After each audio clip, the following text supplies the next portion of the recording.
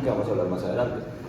La serotonina tiene muchos efectos también a nivel periférico, a pesar de estar ubicado principalmente en el sistema nervioso central, que vamos a hablar más adelante. La serotonina se encuentra principalmente en las células enterocromafines del tracto gastrointestinal.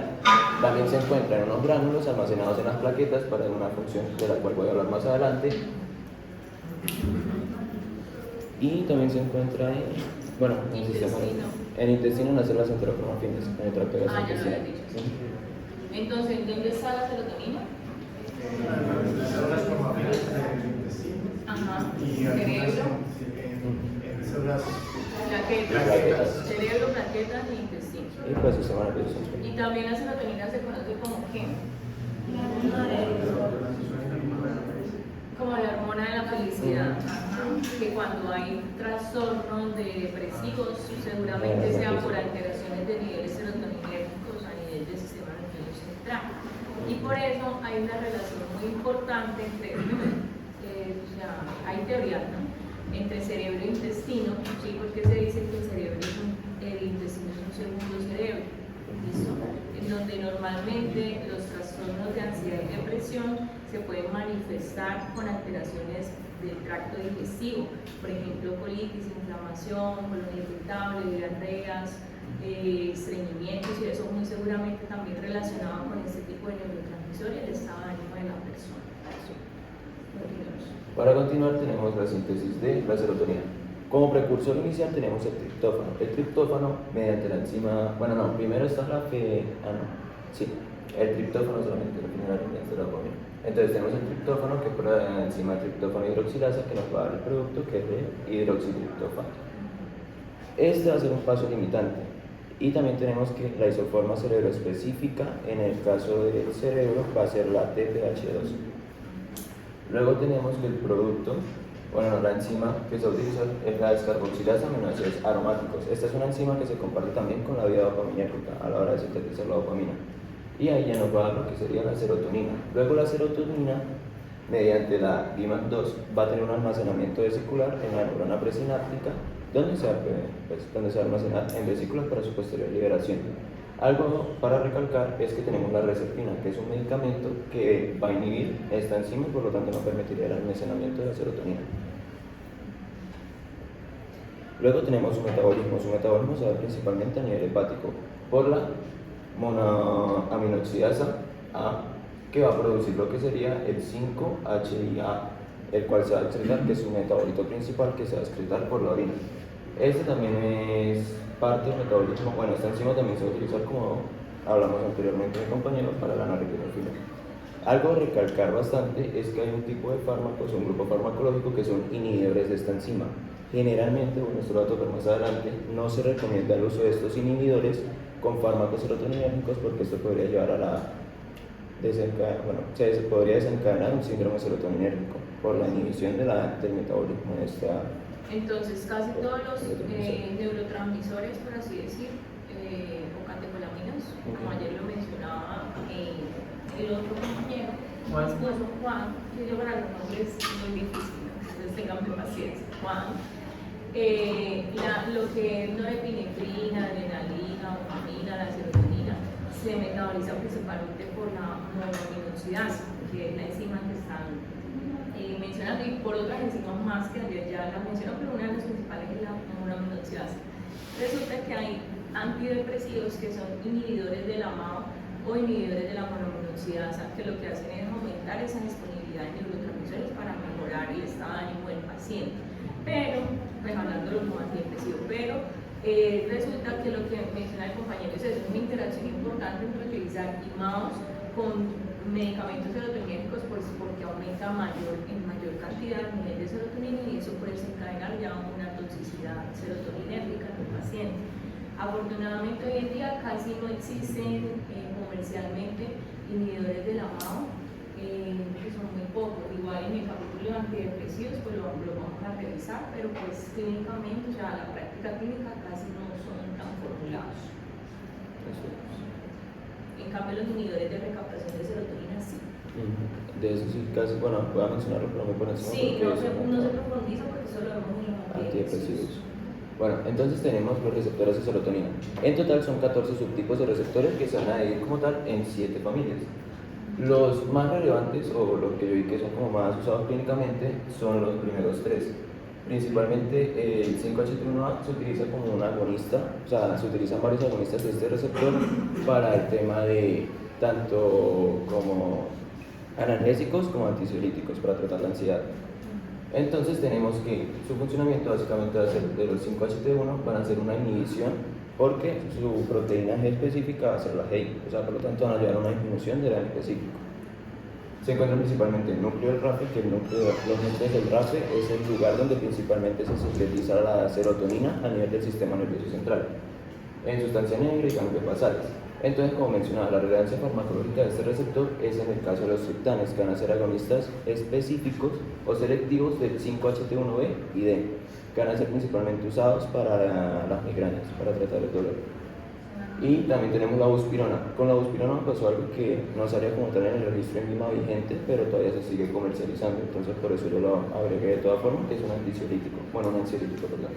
Es un muy buen ansiolítico, pero lastimosamente no sé por qué va de salida. O sea, si ya no hay un medicamento que no tiene un registro sanitario vigente, quiere decir que no pueden comercializar más. Los que están son las existencias que ya se han distribuido a las farmacias. Por eso todavía se consiguen en algunas farmacias. Porque yo a veces formulo a mis pacientes y no me encuentran nada. Entonces me dicen, no, no existe este medicamento. Y yo, pero sí lo vas a hacer, porque tengo entendido que sí lo hay en farmacias, pero hay algunas que no lo tienen. Y es por eso, porque se la interesantes. ¿Y cuál sería la alternativa? La verdad, no, o sea, no investigué tanto. ¿Cuál sería la alternativa a la buspirona? ¿Otro ansiolítico? Otro ansiolítico, sí, otro grupo antidepresivo, algo que ver con la recaptación de serotonina. Algo para recalcar es que prácticamente todos los receptores de serotonina van asociados a una proteína G, excepto el 3. Este va a estar asociado principalmente a canales iónicos. Tenemos que el 5-HT2 va a estar principalmente, va a ser como excitatorio, va a aumentar la producción de fosfolipasa C, que va a promover la producción de una vía de transducción, que lo que va a hacer finalmente es el aumento del calcio intracelular. Eso se va a localizar principalmente en corteza prefrontal, plaquetas, músculo liso, plexos coroideos. Estos van a ser principalmente inhibidos por los antipsicóticos y también sirven para la obesidad. Luego tenemos el 5-HT3, que está principalmente asociado a canales iónicos, no está asociado a proteínas G como los anteriores, y se va a encontrar principalmente en terminales parasimpáticas, aferentes vagales, núcleo del tracto solitario. Este es muy importante para el tema de medicamentos antieméticos, porque está muy asociado con el tema del área del postrema, que es como una zona que es como, ¿cómo explicarlo? O sea, como que promueve la reacción de emesis, o sea, promueve el vómito, por así decirlo. Es como un centro de control. Luego tenemos el receptor 5-HT4, que también es excitador, promueve la producción de AMP cíclico. El 5-HT5A va a disminuir la producción de AMP cíclico y el 5-HT6 y 7 van a aumentar la producción de AMP cíclico con efectos excitatorios en diferentes zonas del sistema nervioso. Listo, entonces, en esta tabla lo que podemos decir es que los fármacos que tienen que ver con los serotoninérgicos, los que están relacionados con el agonismo o antagonismo de los receptores de serotonina, que ya como pueden ver son varios, ¿sí? ¿En total cuántos son? 14. Son bastantes, pero hay unos más importantes que otros, ¿listo? Y lo que mencionan en la tabla importante es que los fármacos relacionados con serotonina no solamente son antidepresivos, porque uno siempre que le mencionan serotonina dice, bueno, son antidepresivos. No, ahí están antimigrañosos como los triptanes, que son unos fármacos importantes. Están los ansiolíticos y la buspirona, pero también es antidepresivo, ¿sí? Entonces todos los antidepresivos inhibidores de la recaptación de serotonina o agonistas de serotonina, los medicamentos antieméticos, que ya ahorita el compañero los va a explicar, y si no les explica bien en esta presentación, lo van a hablar los que tengan que ver con el sistema digestivo, ¿sí? Antieméticos. ¿Qué otro? Los medicamentos. Sí, principalmente son los que tienen que ver, algunos relajantes musculares también están ahí metidos, pero son los y los procinéticos. Sí, claro, todos esos, o sea, todo tiene que ver con la regulación Ciclo circadiano también. del ciclo circadiano de la serotonina, que también tiene mucha acción visual. Por ejemplo, un paciente con depresión macanura, sí, es uno de los síntomas. El insomnio es uno de los síntomas iniciales, puede ser uno de los síntomas iniciales del paciente depresivo inicial. Bueno, tenemos ahora el transportador de serotonina, que básicamente es el mecanismo como para finalizar la acción de la serotonina.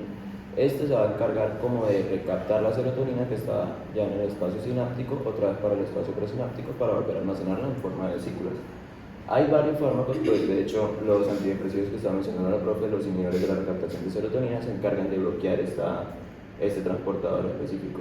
Y esto lo que hace es básicamente aumentar los niveles de serotonina extracelular, promoviendo más los efectos de la serotonina. Y pues como la hormona de la felicidad, pues se utiliza bastante como antidepresivo.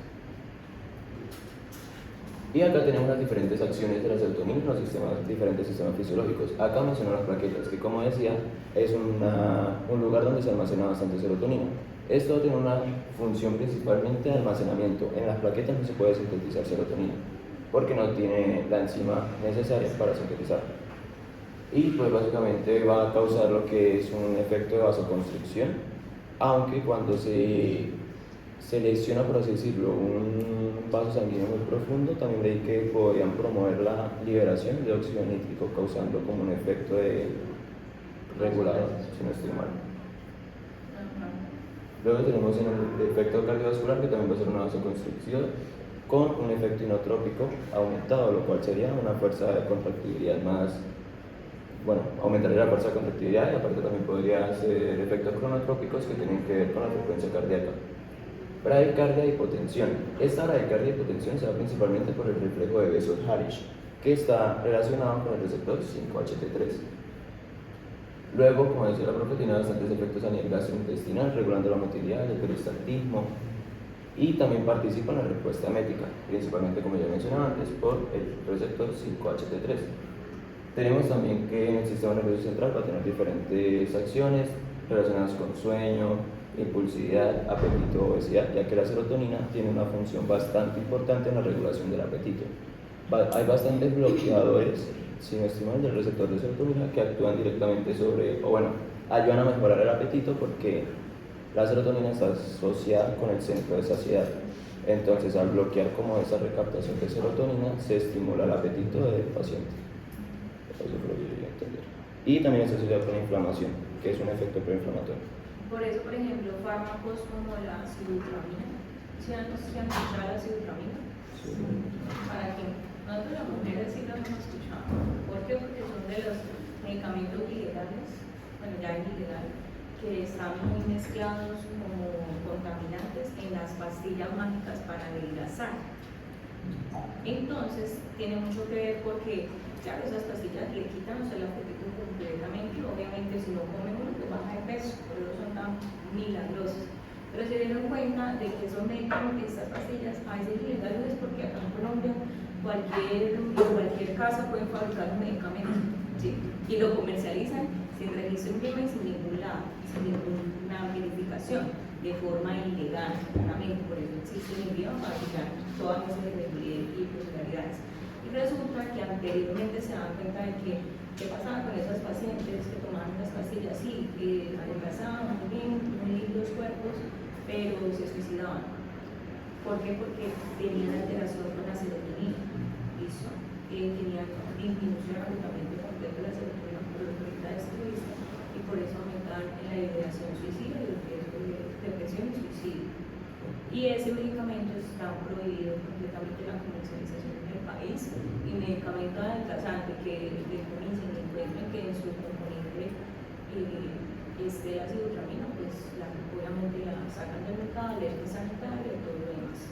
Con respecto, bueno, una vez oí también que el Montelukast también, no sé si todavía tendrá registro en Lima, pero el Montelukast estaba asociado también con tendencias suicidas. Llegué a escuchar también. Sí, no, yo de eso sí no he escuchado. Eso sí, sí, lo dije. Sí.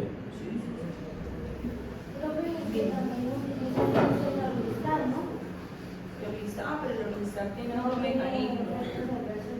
En los listantes no lo manejaremos completamente. Ustedes pidas con los medicamentos milagrosos para bajar de peso, todo van a así como no creo. Una pregunta, eso se mete con la colectiva. La lectina se mete eso para lograr artículo. Sí, eso le echan muchos componentes. Sí. Para continuar tenemos los fármacos serotoninérgicos. Para empezar, vamos a empezar con el que ya les había mencionado, la buspirona. Es un agonista parcial del receptor 5-HT1A y también tiene cierto protagonismo como antagonista de los receptores dopaminérgicos, de los cuales voy a hablar más adelante.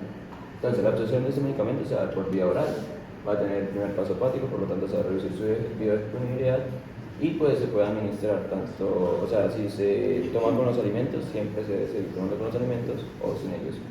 Puede ser de cualquiera de las formas. Su principal metabolismo va a ser por la enzima CYP3A4. La expresión va a darse principalmente a nivel renal. Y su farmacodinámica, como ya mencioné anteriormente, va a ser un agonista parcial presináptico y postsináptico del receptor 5-HT1A, lo cual va a reducir la actividad serotoninérgica.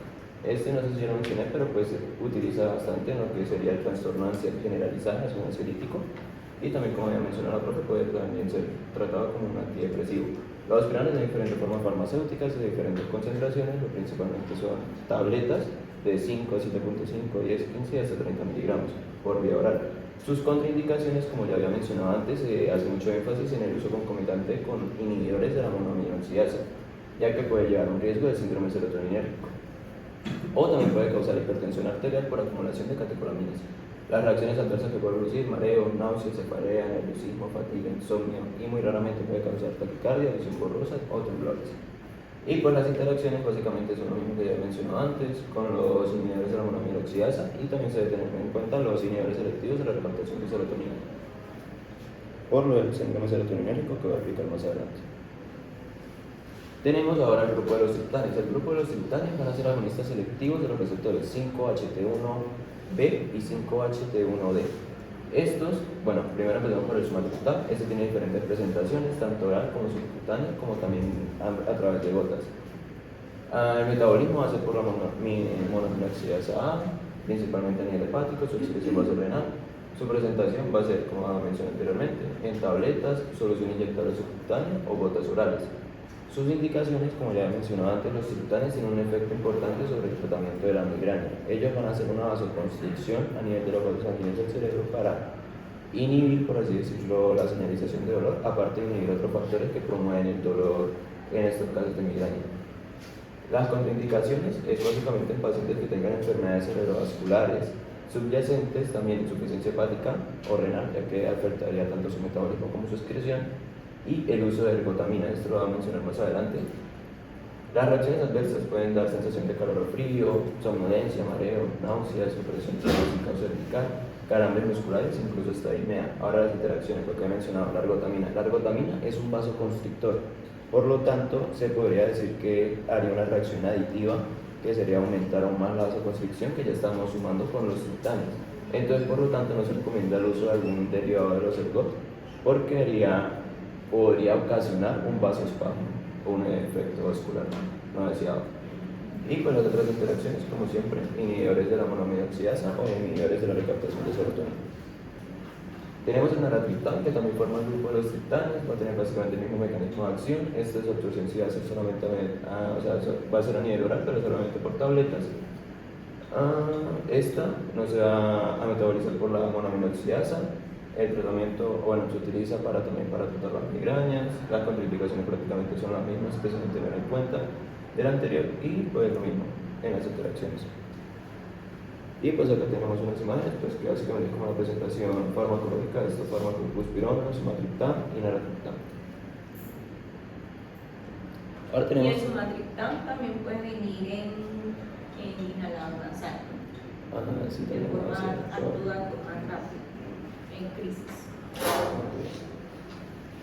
Antagonistas serotonínérgicos. Acá principalmente va a hacer énfasis en el serpentadín, que es un potente agonista de los receptores 5-HT2, que va a bloquear los efectos periféricos de la serotonina. Su presentación puede venir tanto en tabletas como en jarabes de solución oral. Sus indicaciones: este va a ser un antihistamínico que se utiliza principalmente para rinitis, para profilaxis, para aumento del apetito también, como habíamos mencionado, pues al bloquear los efectos de la serotonina se promovía el apetito del paciente. En contraindicaciones, pues en personas que tengan hipotoxicidad al fármaco, como ya he mencionado, inhibidores de la MAO, obstrucción intestinal o úlcera péptica. Reacciones adversas puede causar somnolencia, sequedad de boca, nariz, garganta, mareo, náuseas, cefalea. Y en interacciones los IMAO, los inhibidores, y también se contraindica con alcohol o otros depresores del sistema nervioso central, porque con lo mismo que pasaba con los triptanes, hacía una función aditiva al efecto de sedación que de por sí ya está haciendo el fármaco. Y pues estas serían las presentaciones comerciales. Las proteínas también las utilizamos para qué? Otra cosa, otra indicación en toxicología. Aparte de la PTT. Esa también se requiere para... Creo que en algunos casos se utiliza subcutánea para tratar el síndrome serotoninérgico, ¿no? Subcutánea no hay presentación subcutánea. No, o sea, para tratar el síndrome serotoninérgico. Subcutánea, sí, es el antídoto, la primera línea como antídoto para tratamiento del síndrome serotoninérgico. Es la subcutánea. Bueno, y acá, como mencionado, el síndrome serotoninérgico va a ser una emergencia clínica que va a ser por básicamente sobreestimulación de los receptores de serotonina, por la utilización o combinación de varios fármacos serotoninérgicos, como estaba mencionando anteriormente. Entonces va a poder incluir alteraciones mentales, autonómicas y neuromusculares. Entonces, pues como para que no se duerman tanto, podrían categorizar como los síntomas que está pasando el paciente en las diferentes tipos de alteraciones. Por ejemplo, una midriasis sería qué tipo de alteración. Autonómica o simpática, así. Diaforesis. Clonus, que si saben qué es el clonus, básicamente son contracciones musculares rítmicas. Entonces eso sería, el clonus sería, no, neuromuscular, taquicardia, y la agitación podría ser considerada una alteración que no, la agitación sería más mental. Bueno, entonces el síndrome serotoninérgico se da por ese exceso de serotonina en los receptores de serotonina, principalmente 5-HT1 y 1A y 5-HT2A, ¿listo? En donde el paciente está en completa agitación psicomotora aguda, como lo ven ahí, con alteración del estado de conciencia, incluidas delirantes, lenguaje coherente, tendencia a la agresividad también, está muy sudoroso y aforético con unas pupilas midriáticas plenas, o sea, dilatadas completamente, con unos trastornos neuromusculares como son la hiperreflexia, la ansiedad dental, es más tendencia a la rigidez, que eso lo van a ver bien en semiología. El clonus es cuando usted pone una extremidad, ya la mano del pie y hace así, pues uno cuando normalmente una persona pues, en estado normal le hace así que ya se cae la mano. En ellos no, queda como una oxidación de la mano o del pie, esos clonos, y es un signo muy característico del serotoninérgico. También pueden tener diarreas, incontinencia urinarias, fluidos intestinales aumentados, y el paciente está en completa agitación y lo genera la sobredosis por ese tipo de medicamentos, los que hablábamos ahorita, los niveles de recaptación de serotonina principalmente son los más asociados. O sea, una sobredosis por antidepresivos de esta línea. También lo pueden generar drogas como por ejemplo el LSD, el ácido diacilglicérico, éxtasis, algunos MDMA, pueden generarlo principalmente estas LSD. Entonces hay que tener pues como mucha precaución porque si no lo manejan adecuado, pues el paciente puede inclusive morir por esas alteraciones simpático y parasimpáticas también existentes. También cabe mencionar que, pues, o sea, en caso de que el paciente sufra una hipertermia, en ese caso no se utilizaría un antipirético porque como tal la fiebre no la está causando directamente el hipotálamo, sino que está relacionada con las contracciones musculares. Entonces por eso se busca medidas de enfriamiento, físicas y con la bajarle la agitación psicomotora con métodos se debe tener un control del paciente. Bueno, ahora seguiría la dopamina, que pues vuelvo a hacer la misma pregunta de la serotonina, pero ustedes, lo bueno, ¿qué concepto tienen de la dopamina?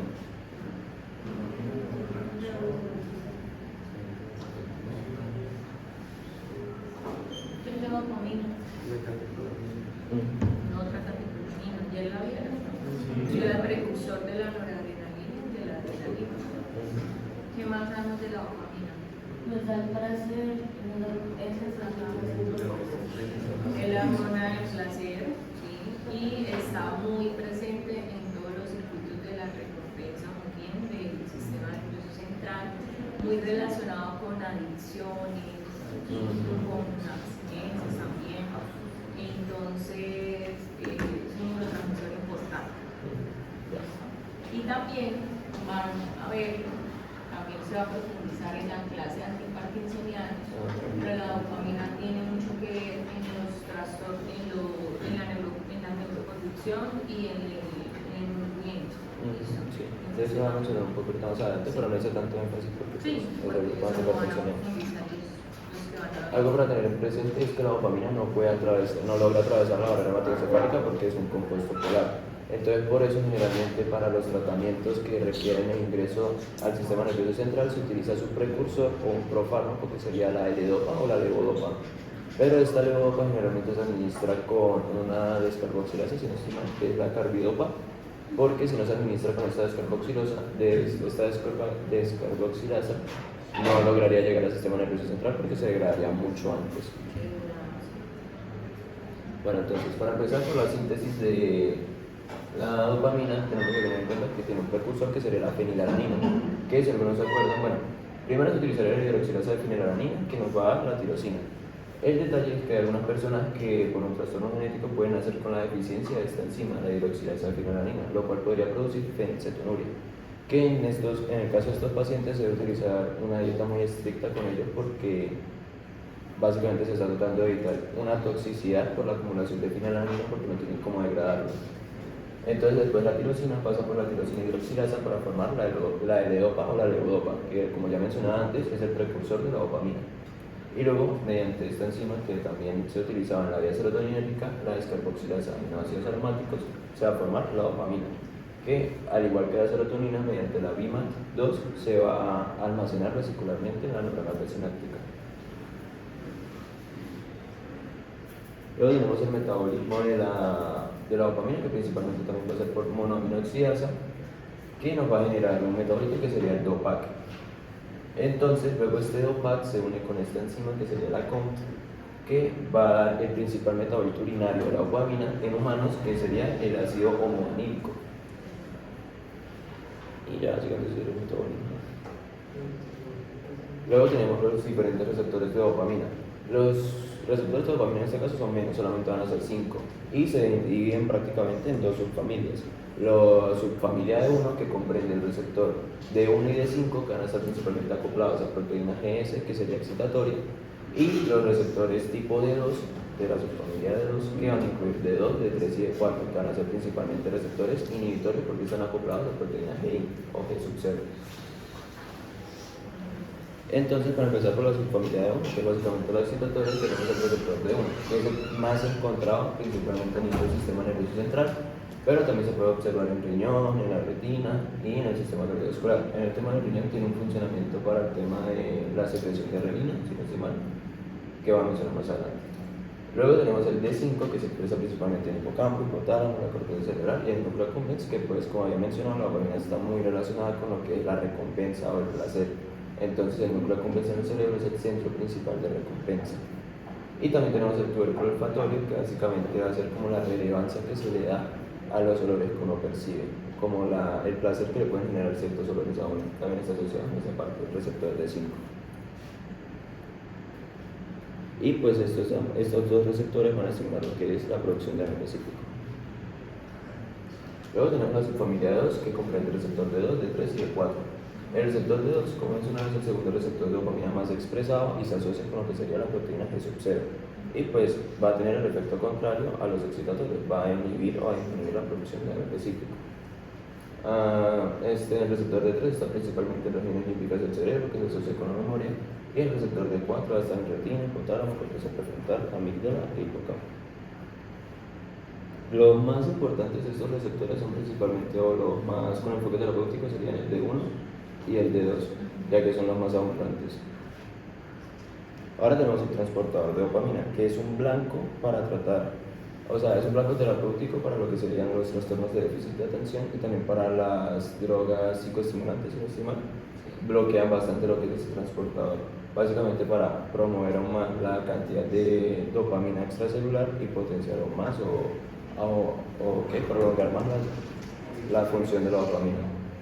Entonces, pues básicamente, al igual que el transportador de serotonina, es básicamente para bloquear, bueno, para marcar la terminación del efecto de la dopamina, como para recaptarla y volverla a guardar en vesículas por la banda. Y pues como mencionaba, es un blanco terapéutico para tratar lo que es el TDAH y también fenómenos de narcolepsia. ¿Qué es la narcolepsia? Un trastorno del sueño. Sí, pero ¿qué tipo de trastorno es sueño? Que una persona pueda dormir más suavemente. Exacto, es lo contrario del insomnio, ¿no? La narcolepsia es el sueño excesivo, inclusive en horas donde debe estar alerta. Bueno, ahora vamos a tener la acción de la dopamina en los diferentes sistemas fisiológicos, al igual que la serotonina. En el corazón y la musculatura, esto ya lo llegó a explicar un poco mi compañero en la clase anterior, que básicamente en bajas concentraciones va a estimular receptores D1 que van a ocasionar una vasodilatación, van a disminuir la tensión arterial, pero al mismo tiempo van a aumentar el inotropismo cardíaco, o sea, la fuerza de contractibilidad. A medida que van aumentando los niveles de dopamina, estos van a aceptar, o bueno, van a afectar receptores beta-adrenérgicos. Estos receptores beta-adrenérgicos lo que van a hacer es aumentar aún más el inotropismo, o sea, la fuerza de contractibilidad cardíaca. Y luego, cuando hay niveles muy altos de dopamina, lo que se da es la activación de receptores alfa-adrenérgicos que van a causar lo que son una vasoconstricción, que esta vasoconstricción va a llevar a un aumento de la tensión arterial y al mismo tiempo también se aumenta la fuerza de contractibilidad. Entonces, niveles altos de dopamina pues no pueden hallar efectos cardíacos no deseados. Ahora más tú, Okay. que estás como te bajas el bolígrafo. Bueno, ahora tenemos el riñón. El riñón va principalmente a afectar lo que sería la natriuresis, que es la excreción de sodio. Entonces la dopamina va a inhibir la actividad de varios transportadores de sodio a nivel renal, que serían la bomba de sodio-potasio vasolateral y el transportador de sodio y hidrógeno, que pues está más en la región apical. Aparte de esto, como mencionaba, el receptor D1 va a promover la síntesis de renina, mientras que el receptor D2 se asocia más con la inhibición de la renina. Luego en la glándula epifisiaria, un efecto importante, bueno, que es bastante importante, sería la inhibición de la hiperprolactinemia, que básicamente se da por los receptores lactótrofos D2, que van a disminuir, como ya mencioné, la secreción de la prolactina. Liberación de catecolaminas, básicamente el receptor D2 va a proponer una inhibición de la liberación de estas catecolaminas, mientras que el receptor D1 va a estimular la liberación de catecolaminas desde la médula suprarrenal. Luego tenemos el sistema nervioso central. Entonces acá vamos a tener diferentes vías. Tenemos la vía Son las vías dopaminérgicas, se Ajá. llaman así. La vía nigroestriada parte desde lo que sería la sustancia negra y se dirigía directamente a lo que sería el cuerpo estriado. Esta vía es principalmente afectada, o cuando hay un déficit de esta vía se empiezan a presentar los trastornos como el Parkinson, que están relacionados más con el movimiento. Luego tenemos la mesoestriada, si no estoy mal, que es la de la línea azul continua, por así decirlo, que se va a encargar principalmente de lo que es el tema de la recompensa, la cognición, la memoria, y está relacionado pues, con el recompensa, que como ya habíamos mencionado antes, es el centro de la recompensa. Y luego tenemos la tuberoinfundibular, si no estoy mal, que es la que parte desde el núcleo arcuato hasta la hipófisis para la regulación de la secreción de prolactina.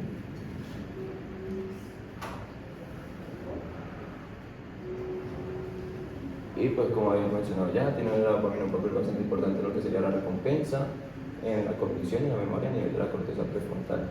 Eso es bastante, es que la dopamina tiene como un efecto de U invertida, por así decirlo. Tiene que tener un nivel exacto para que cumplir con los efectos deseados. Si está muy escasa la dopamina, no va a tener funciones cognitivas adecuadas y si está en exceso también se saturan los receptores y por lo tanto no podría tener una función cognitiva adecuada a la persona. Entonces siempre debe tener un nivel óptimo. Por eso se dice que en altos niveles de liberación de dopamina como en situaciones de estrés se afecta a la cognición. O los pacientes que se drogan.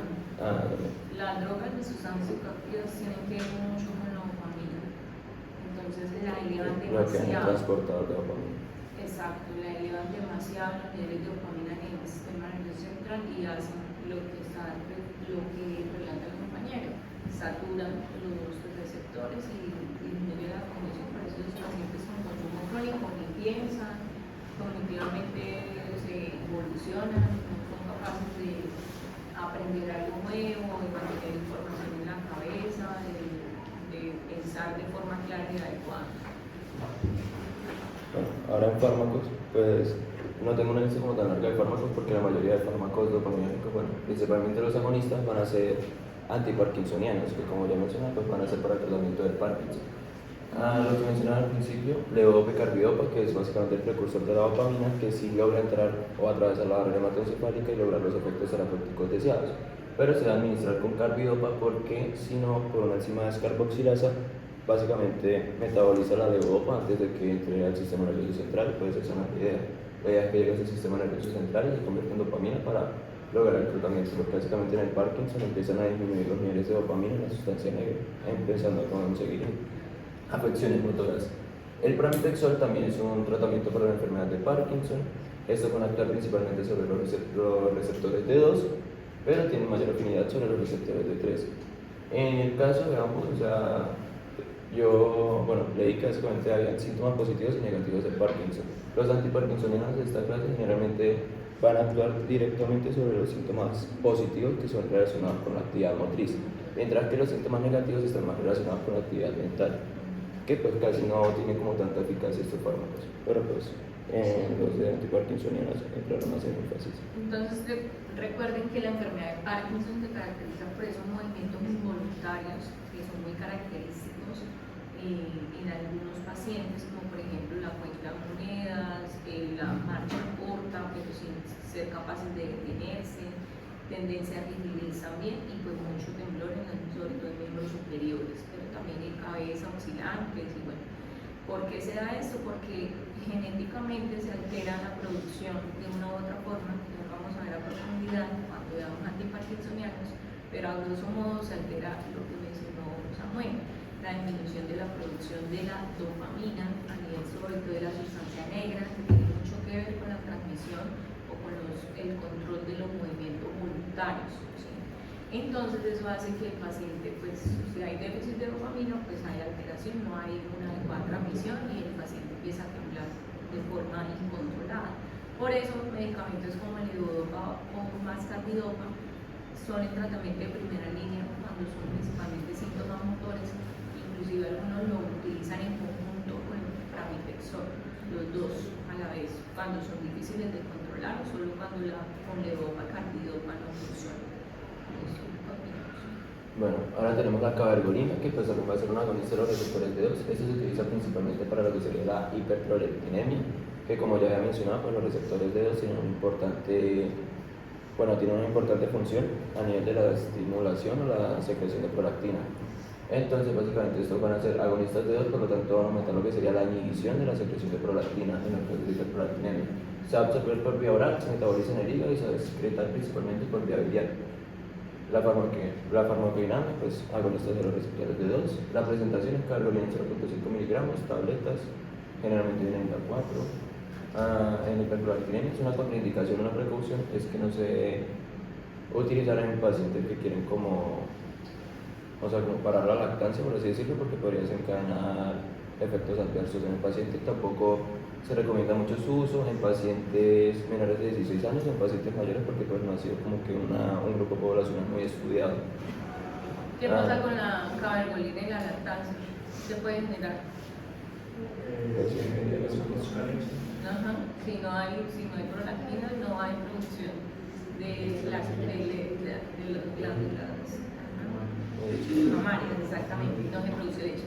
Entonces, la cabergolina se convierte también en un tratamiento para las pacientes que, por ejemplo, tienen su bebé y les dio mastitis o alguna complicación y por X o Y razón no pueden lactar y pues antes de que se siga produciendo esa acumulación de leche materna en los senos y esa carga de la glándula para que no se siga inflamando, hay que bloquear la producción de leche. Entonces lo hacen con cabergolina o bromocriptina, que es otro fármaco. ¿Listo? Principalmente sirve para eso. O también las mamás que desafortunadamente cuando nacen sus bebés se mueren, ¿sí? Y pues hay que ellas cerebralmente siguen produciendo leche porque pues así es la fisiología y hay que bloquear eso porque pues no van a lactar. Entonces se convierte en un tratamiento, no como efecto pero sino ya como un efecto terapéutico. ¿Vale? En interacciones farmacológicas tenemos el uso de cabergolina con metoclopramida, que básicamente ambos van a generar un efecto antagonista de sus funciones terapéuticas. Tanto la metoclopramida inhibiría lo que sería la regulación de la liberación de prolactina y la cabergolina pues haría un efecto antagonista sobre los efectos antieméticos de la metoclopramida. Y pues acá hay unas presentaciones comerciales, la carbide para Europa, el farmacopexel que se llama Virapex y pues la cabergolina que mencioné anteriormente. Ahora tenemos antagonistas de los receptores de dopamina. Acá no hice tanto énfasis en estos medicamentos porque la mayoría de antagonistas son antipsicóticos y pues los antipsicóticos los van a explicar más adelante. Pero pues así como a grosso modo, tenemos antipsicóticos de primera generación que se les denomina atípicos y de segunda generación que son atípicos. La principal diferencia entre estos es que los atípicos tienen menos presencia de síntomas extrapiramidales en comparación a los típicos. Y pues tenemos unos ejemplos como el haloperidol, que sería uno de primera generación, y de segunda generación tenemos la clozapina y la levomepromacina. Esas serían las presentaciones comerciales. Entonces son lo contrario, antagonistas. Dentro de los agonistas dopamínicos vamos a hablar de algo más, de algún otro familia.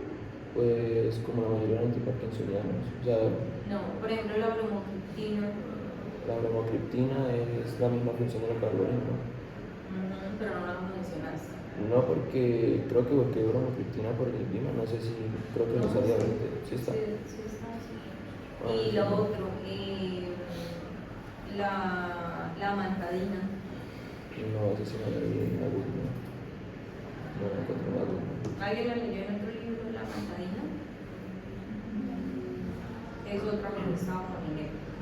Que aumenta niveles de dopamina.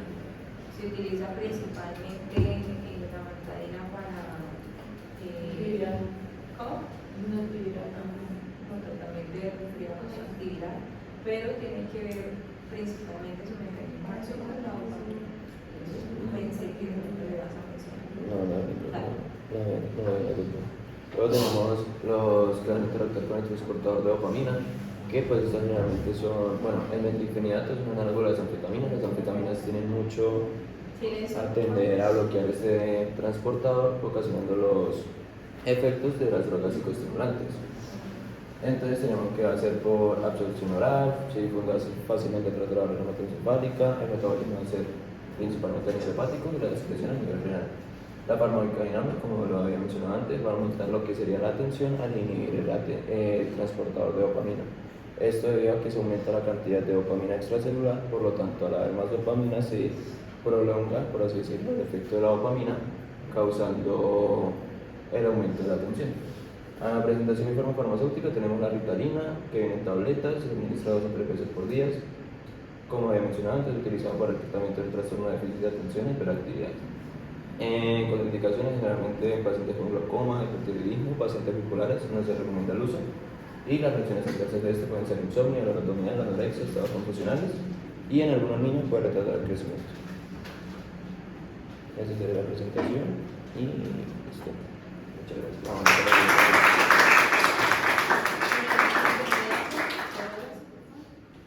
El metilfenidato es uno de los medicamentos que tienden también a generar adicción y ser abusado por los pacientes o por la población. Normalmente la indicación del metilfenidato sí es el trastorno del TDAH, el trastorno de déficit de atención y hiperactividad, pero algunos estudiantes, sobre todo de medicina, lo utilizan mucho para estudiar. ¿Por qué? Porque aumenta la captación de la información. Obviamente bloquea todas las vías y genera un aumento de la concentración. Es un buen medicamento, pero realmente no se recomienda su uso de forma prolongada porque pues, puede generar adicción, puede aumentar el riesgo de consumo de metanfetamina luego, ketamina, drogas, pues eso no tiene absolutamente nada bueno. ¿Listo? Recuerden que el exceso también puede bloquear la cognición, ¿sí? Entonces de una u otra forma trae efectos adversos contraproducentes. Por eso ese medicamento es de control especial. Está entre la lista de medicamentos monopolio del Estado y para su formulación necesita una fórmula médica de control, así como formular opioides o formular benzodiazepinas. ¿Listo? Y la marca comercial más utilizada, pues sí, es la Ritalina.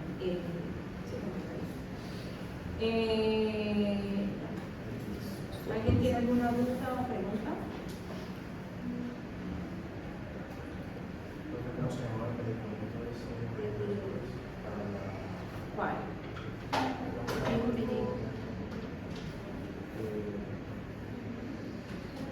No recuerdo el nombre. ¿Qué? ¿Para qué? ¿Para la lactancia? No, después de eso. La mantadina. La mantadina, sí, es una agonista dopaminérgica, aumentan los niveles de dopamina, también algunas veces se puede utilizar en Parkinson, pero es principalmente como comercializado como antiviral y sí, para los resfriados. Profe, también el piracetam también lo utilizan bastante para los niños. ¿Para qué? El piracetam. ¿El piracetam? Sí. Nunca lo había escuchado. Para el Que mecanismo de también acción. es un modulador de la dopamina. No, eso nunca lo había Eso lo comercializan bastante, pues en mi caso yo lo he conseguido. No sigo tomando tanto. Pero ese no es ningún. Pero es que no sirve para la memoria. Pero no tiene que ver. Yo ese medicamento nunca lo había escuchado. Pero no tiene que ver con dopamina. Bueno, vamos a hacer un quiz de los clases que hemos visto estos días.